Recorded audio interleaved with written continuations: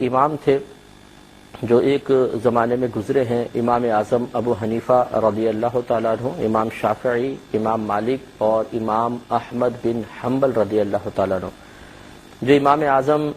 رضی اللہ تعالیٰ عنہ کو مانتے ہیں وہ حنفی کہلاتے ہیں، جو امام مالک کے پیروکار ہیں وہ مالکی، امام احمد بن حنبل کے فقہ پر چلنے والے حنبلی، اور حضرت امام شافعی رحمۃ اللہ علیہ کے فقہ پر چلنے والے، ان کو ماننے والے شافعی کہلاتے ہیں۔ دنیا میں سب سے زیادہ غالباً حنفی ہیں، اور پہلے بھی ہر دور میں تقریباً حنفی فقہ بہت زیادہ غالب رہا، اور اس کی وجہ یہ ہے کہ علماء فقہائے احناف نے جتنا فقہی مسائل میں غور و تفکر کر کے جزیات کو اور اصول کو مرتب کیا، اتنا کسی اور فقہ میں نظر نہیں آتا ہے۔ بہرحال ہر فقہ جو ہے اور ہر امام قابل احترام ہے اور اپنے مقام پہ بالکل حق ہے۔ اس کی ضرورت اس لیے پیش آئی کہ نبی کریم صلی اللہ علیہ وسلم کے دور مبارکہ میں صحابہ کرام کو جب کوئی مشکل پیش آتی تھی مسائل کے سلسلے میں، تو وہ نبی کریم صلی اللہ علیہ وسلم کی بارگاہ میں رجوع کرتے تھے، اور نبی کریم صلی اللہ علیہ وسلم از خود یا وحی الہی کا انتظار فرماتے اور براہ راست پھر اللہ تبارک و تعالیٰ کی طرف سے بیان کردہ بات کو ذکر فرمایا کرتے تھے۔ اس طرح صحابہ کرام کی الجھن اور دینی مسائل حل ہو جایا کرتے تھے۔ پھر نبی کریم صلی اللہ علیہ وسلم کے فیض کی برکت سے صحابہ کرام بعد میں آنے والوں کی مشکل کو حل کرتے رہے، اور ہر صحابی ایسا نہیں کرتے تھے، بلکہ ان میں بھی مجتہد صحابہ کرام تھے جن میں اجتہاد کی صلاحیت تھی، اور وہ باقاعدہ لوگوں کے مسائل کو حل انہوں نے کیا۔ اس کے بعد پھر یہ سلسلہ آگے چلا، حتیٰ کہ امام اعظم جو تابعی ہیں، بہت بڑے تابعین میں آپ کا شمار ہوتا ہے، آپ سے پھر خصوصاً یہ اس کا سلسلے کا آغاز ہوا کہ آپ نے قرآن و حدیث سے مسائل نکال کر، عوامی ضرورت کے مسائل نکال کر وہ عام فہم انداز سے آگے بیان فرمائے، اور نہ صرف مسائل بیان فرمائے بلکہ قرآن و حدیث سے مسائل اخذ کرنے کے اصول بھی وضع کیے۔ اس پر انشاءاللہ ہم سلسلہ کلام اپنا جاری رکھتے ہیں۔ پہلے عرض کرتا ہوں تو آپ کی خدمت میں عرض کر رہے تھے کہ صحابہ کرام علیہم رضوان کے دور میں ایسا نہیں ہوا کہ لوگ صرف قرآن سے ہی نتیجہ اخذ کرتے تھے اور حدیث سے ہی، بلکہ اس زمانے میں بھی عام صحابہ کرام اور تابعین کا یہ رواج رہا کہ وہ صحابہ کرام کے پاس آتے، یعنی مجتہد صحابہ کرام کے پاس آتے اور ان سے مسائل معلوم کیا کرتے تھے، اگرچہ اس کو باقاعدہ تقلید کا نام نہیں دیا جاتا تھا، اور جو مسائل معلوم کرتے تھے انہیں مقلد نہیں کہا جاتا تھا۔ پھر اس کے بعد جیسے جیسے زمانہ نبوی سے بعد پیدا ہوتا گیا، کثرت مشاغل ہوئے، لوگوں کے ذہن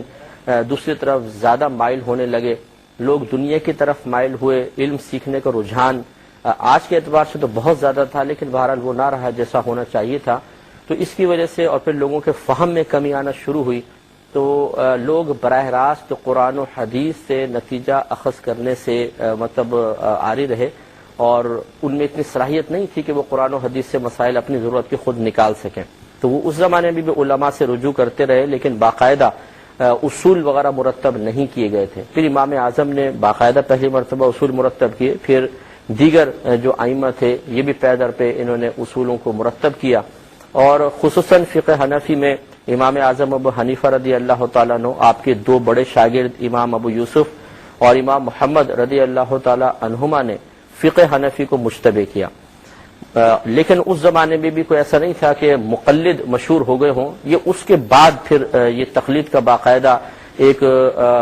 رجحان یا ایک باقاعدہ لفظ معروف ہوا، اور اس کی وجہ یہ تھی کہ اس زمانے کے فقہاء اسلام نے غور و تفکر کیا کہ اب جیسے جیسے اور زمانہ آگے بڑھا ہے، لوگوں میں وہ صلاحیتیں نہیں رہی ہیں کہ وہ قرآن و حدیث سے نتائج اخذ کریں، اور پھر علماء کے پاس آنے کے سلسلے میں بھی بہت زیادہ دشواریاں، کہ سفر لمبے لمبے ہوتے تھے، ہر ایک دنیا میں مشغولیت کی بنا پر بہت زیادہ ٹائم نہیں نکال سکتا تھا، تو بہتر محسوس ہوا کہ باقاعدہ عام فہم مسائل کو، جزیات کو جمع کیا جائے اور ان کو لوگوں کے سامنے پیش کیا جائے۔ تو یہ امام اعظم اور ان کے شاگردوں نے بڑا کام کیا، دیگر ائمہ نے کام کیا، پھر بعد میں آنے والے علماء نے لوگوں کو اس طرف مائل کیا کہ آپ کسی ایک فقہ کو اختیار کریں۔ اس کی وجہ یہ تھی،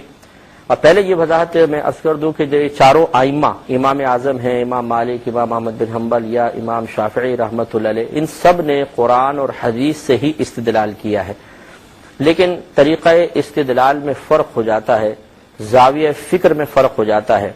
تو عوام الناس یہ نہ سمجھے کہ جب قرآن ایک حدیث وہی نبی کریم صلی اللہ علیہ وسلم کی تو اتنا اختلاف کیوں؟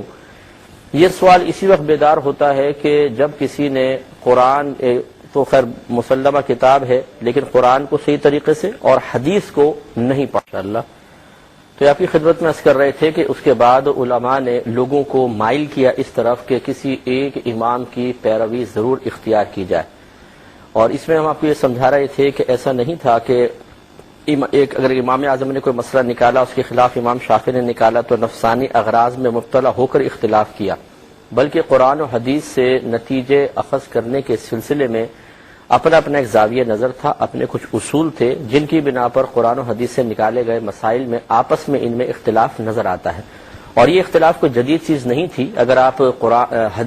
احادیث پڑھیں جیسے میں نے عرض کیا کہ صحابہ کرام علیہم رضوان جو خود زمانہ رسول صلی اللہ علیہ وسلم میں موجود تھے کئی فقہی مسائل میں ایک دوسرے سے شدید اختلاف رکھتے تھے، اور یہ اختلاف نفسانی خواہش کے تابع نہیں تھا، بلکہ اگر ایک صحابی ہیں انہوں نے ایک حدیث سے استدلال کیا ہے، دوسرے بھی ایک حدیث سے استدلال کر رہے ہیں اور اپنے اپنے مقام پر، یعنی استدلال کا مطلب ہوتا ہے دلیل طلب کرنا، اپنے اپنے زاویہ نظر سے وہ دلیل حاصل کیا کرتے تھے. اور اس طریقے سے بعض اوقات ایسا ہوتا تھا کہ ان کے مابین ٹکراؤ پیدا ہوتا تھا، رائے میں ٹکراؤ پیدا ہو جاتا تھا. اسی ایک وجہ یہ بھی ہوتی تھی بسا اوقات کہ ایک صحابی تک ایک حدیث ابھی نہیں پہنچ پائی ہے، دوسرے صحابی نے سن لی ہے تو وہ اپنے اس سنی ہوئی حدیث کے ذریعے استدلال کرتے تھے، نتیجہ نکالتے تھے، اور ان تک وہ چونکہ حدیث نہیں آئی تو یہ کسی اور طریقے سے نکالتے تھے. یہ الگ بات تھا کہ اگر کوئی